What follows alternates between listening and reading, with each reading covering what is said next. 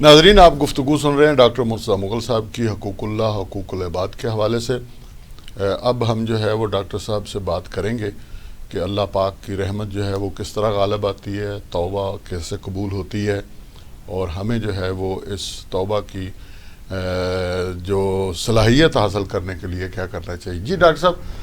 آپ گفتگو قرآن مجید کے بارے میں بتا رہا تھا، فذکر بالقرآن من یخاف وعید، کہ ہم جو یہ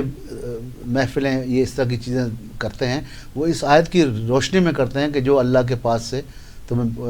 اس کو ابلاغ کرو، تذکیر کرو اس کو جو اللہ کی وعیدوں سے ڈرتا ہے۔ تو اللہ پاک نے سب سے پہلے تو یہ کہا، دیکھیں جی، انما یؤمن بآیاتنا الذین، اللہ کی آیات پر وہی ایمان لاتا ہے، اذا ذکروا بہا، جب اس کو تذکیر کی جائے، خروا سجدا وسبحوا بحمد ربہم وہم لا یستکبرون، کہ جو اللہ کی آیات پر سچا ایمان لاتا ہے وہ آیات کو سننے کے بعد سجدے میں جاتا ہے، وہ اللہ کی تسبیح کرتا ہے، اللہ کی حمد کرتا ہے، اور وہ کبھی تکبر نہیں کرتا۔ کسی نے پوچھا یہ آیت قرآنی ہے، کسی نے پوچھا رسول اللہ صلی اللہ علیہ وسلم سے کہ یا رسول اللہ یہ تکبر کیا ہے؟ تو کیا خوبصورت جواب آیا، اور درمیان میں بات یاد آئی، آپ نے کہا کہ بطر الحق و غمت الناس، کہ جب حق بالکل برہنہ ہو کے سامنے آ جائے، دل کو ٹچ بھی کر رہا ہو کہ سچا ہے، سچی بات ہے، وہ اس کو نہ مانے اور لوگوں کو حقیر جانے کہ اچھا ہے دسے گا منو ہے جی ادھی اوقات کی ہے نہ، یہ حق ہے، وہ حق ہے، وہ کوئی بھی دسے اس کو آپ بتائیں گے۔ اور قرآن پڑھنے کا ایک اور جو اللہ کے، سب پہلے میں یہ بتا رہا تھا آپ کو کہ اللہ جو ہے، ہم کیا اس کو پوجیں گے، ہم کیا کریں گے؟ کائنات کا ذرہ ذرہ اس کی عبادت کرتا ہے، کائنات کا ذرہ ذرہ۔ آیت قرآنی میں اس میں لاتا ہوں، سورہ حج کی آیت ہے، الم تر ان اللہ یسجد لہ، کیا تم دیکھتے نہیں کہ اللہ کو سجدہ کرتا ہے؟ اب ذرا اس پہ غور کریں ہمارے ناظرین کہ اللہ کو سجدہ کرتا ہے، میں تو کرتا ہوں، کون؟ من فی السماوات، من السماوات والارض، یہ جو آسمان ہیں وہ بھی سجدہ کرتے ہیں، زمین بھی سجدہ کرتی ہے، والشمس والقمر، یہ سورج بھی سجدہ کرتا ہے، یہ چاند بھی سجدہ کرتا ہے، والنجوم، یہ تارے بھی سجدہ کرتے ہیں، والجبال، یہ پہاڑ بھی سجدہ کرتے ہیں، یہ بلند و بال پہاڑ یہ بھی سجدہ کرتے ہیں، اور یہ بات اللہ فرما رہا ہے، اس لیے اس میں ذرا برابر چوں چرا نہیں ہے، سوچنے کی بات نہیں ہے۔ والشجر، یہ درخت بھی سجدہ کرتے ہیں، والدواب، یہ چوپائے بھی سجدہ کرتے ہیں، وکثیر من الناس، اور لوگوں کی اکثریت بھی اللہ کو سجدے کرتی ہے۔ تو ہم کیا کریں گے؟ یہ تو پوری کائنات ہی لگتا ہے اسی اس میں ہے، چل رہی ہے۔ اور کہیں قرآن کہتا ہے کہ وَإِذَا سَمِعُوا، 7ویں پارے کی پہلی آیت ہے، مَا أُنزِلَ إِلَى الرَّسُولِ، جب تم سنو کہ جو تمہارے رسول کی طرف نازل کیا، تَرَىٰ أَعْيُنُهُمْ تفیض من الدم، ان کی آنکھوں میں آنسو بھر آتے ہیں، آنسوؤں کی جھڑی لگ جاتی، مما عرفوا من الحق، یہ قرآن کا اعجاز ہے کہ جب اس کو دیکھتے ہیں، اس حق کو پہچانتے ہیں، تو ان کی آنکھوں سے آنسوؤں کی جھڑی لگتی، اور وہ کہتے کیا ہیں؟ یقولون ربنا آمنا، اور وہ کہتے ہیں کہ اے رب ہم ایمان لائے، فاکتبنا مع الشاہدین، ہم گواہی دیتے ہیں کہ پروردگار تو ہمارا رب ہے۔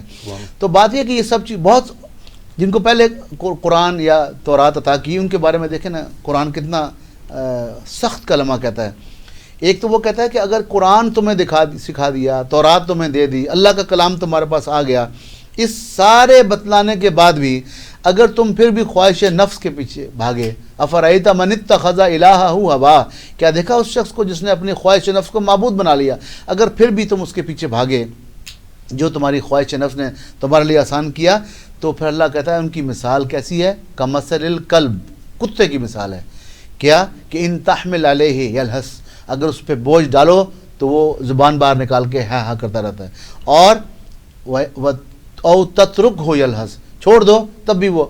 ایسے یلہس کرتا ہے۔ کہیں کہا مثل الذین حملوا التوراۃ، کہ ان تورات کے عالموں کی مثال ایسے ہے، کمثل الحمار یحمل اسفارا، جیسے گدھے کے اوپر کتابیں لا دی ہوئی، ٹھیک ہے جی۔ اور قرآن کے بارے میں خود قرآن فرماتا ہے کہ ان ھذا القرآن یہدی للتی ہی اقوم، یہ قرآن انتہائی سیدھا راستہ دکھاتا ہے، اور جب یہ راستہ مل جائے اور پھر بندہ اس کے مطابق نہ چلے، समझने के बाद तो कुरान कहता है कि अवलम तक तातीकुम रसूलुकुम बिलबय्यिनात,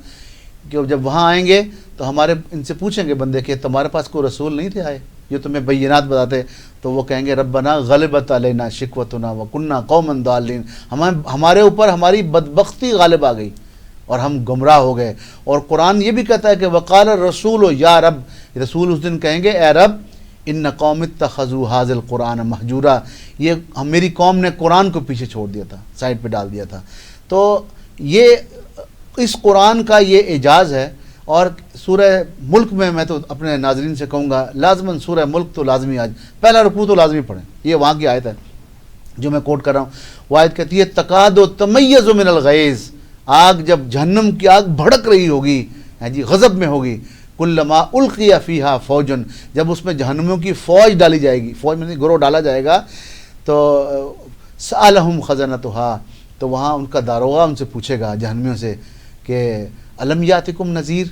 कोई कुरान बयान करने वाला नहीं आया था, कोई ख़बरदार करने वाला अल्लाह की बातों से नहीं आया था।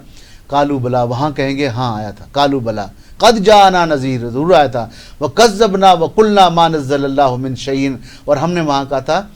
हमने उसकी तकज़ीब की थी, हमने उसकी बातों पे इनकार किया था, और हमने कहा था कोई अल्लाह के पास से कलाम नहीं हो। वकज़्ज़बना वकुलना मा नज़्ज़लल्लाहु मिन शैइन इन अंतुम इल्ला फ़ी ज़लालिन कबीर, हमने बताने वालों को कहा था तू बड़ा गुमराह आदमी है, तू बड़ी गुमराही में है, फ़ी ज़लालिन कबीर। वक़ालू लौ कुन्ना नस्मअु औ नाक़िलु मा कुन्ना फ़ी अस्हाबिस सईर, और वहाँ वो कहेंगे काश हम अपने आँखों को खुला कानों को खुला रखते, को बात सुनते, समझने की कोशिश करते, तो यहाँ ना आते। तो अल्लाह कमेंट आएगा फ़ातरफ़ू बिज़म्बिहिम फ़सुहक़न लिअस्हाबिस सईर, देखो आज कैसे अपने गुनाहों का एतराफ़ कर रहे हैं, लानत है इन जहन्नमियों के ऊपर। तो उस कैफियत में जाने से पहले मेरी अपने दोस्तों भाइयों से ये अपील है कि कम अज़ कम आज से एक बात का तहिया करें कि आप 24 घंटे अपने लिए लगाएं, 23 घंटे 30 मिनट अपने लिए लगाएं, जो मर्ज़ी अल्लाह की हदूद के अंदर जो मर्ज़ी करें, कमाएं खाएं, बच्चों के साथ मज़े करें, लेकिन आध घंटा इस परवरदिगार के कलाम को दे दें। ये मेरे रब का आप पर हक़ है, ये मोहम्मद रसूलुल्लाह का दिया हुआ आप पर हक़ है, अल्लाह का हक़ है। उस पर मैं ये कहूँ कि नहीं, हम इसको रोकते हैं। नाजरीन, ये बेसिकली जो डॉक्टर साहब ने इस एपिसोड में गुफ्तगू की है वो ये है कि ताल्लुक़ जो हकूकुल्लाह हैं उसमें कुरान पाक, कुरान फहमी, कुरान का मुतालिया, ये सबसे बड़ा हक़ डॉक्टर साहब करार दे रहे हैं। तो आप भी अपने बच्चों को ज़रूर बताइए, ख़ुद अपने तौर पर तय कर लीजिए। डॉक्टर साहब ने ये अपील भी की है कि कम से कम 24 घंटों में से आध घंटा जो है वो आप कुरान पाक समझ कर पढ़ने की कोशिश कीजिए। मिलते हैं एक ब्रेक के बाद।